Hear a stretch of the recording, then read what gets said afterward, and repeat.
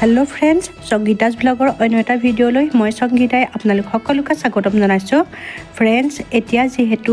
বিভিন্ন টেঙা ফলৰ বতৰ আৰু যেহেতু বতৰৰ ফল বতৰতে খাব লাগে সেই কাৰণে আজি আমি পথাৰত ৰ'দত বহি লগে ভাগে খালো ৰবাব টেঙা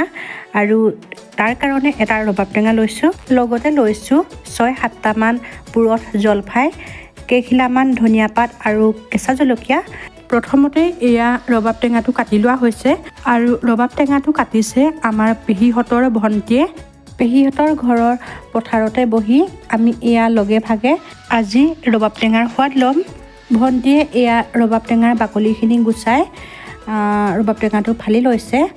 তাৰ পাছত ৰবাব টেঙাৰ কুহবোৰৰ ওপৰত থকা পাতল আৱৰণটো হাতেৰে গুচাই লৈ এয়া কুহবোৰ দেখিছেনে হাতেৰে এয়া এৰুৱাই আছে আমি যেহেতু লগে ভাগে টেঙা খাম সেই কাৰণে পেহীহঁতৰ ঘৰৰ ওচৰৰ নবৌ এগৰাকীও এয়া আৰু এটা ৰবাব টেঙা কাটি লৈ এয়া কুহবোৰ গুচাই আছে তাৰ পাছত এয়া ধনিয়াখিনি কাটি দিছে মিহি মিহিকৈ এয়া জলফাই কেইটাও ভণ্টিয়ে কাটি দিছে তাৰ পাছত এয়া সোৱাদমতে দিছে নিমখ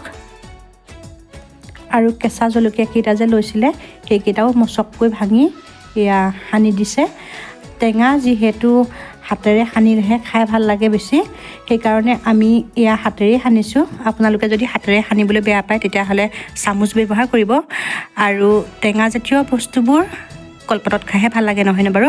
এয়া এখিলা কলপাতত এয়া টেঙাখিনি ভাগ কৰি দিছে ভণ্টিয়ে আৰু এয়া মোৰ ভাগটো ঠাণ্ডাৰ দিনত পথাৰৰ আলিত ৰ'দ লৈ এনেকৈ লগে ভাগে টেঙা খোৱাৰ আনন্দই বেলেগ আপোনালোকেও বাৰু এনেকৈ লগে ভাগে টেঙা খায়নে মোক কমেণ্ট এটা কৰি জনাবচোন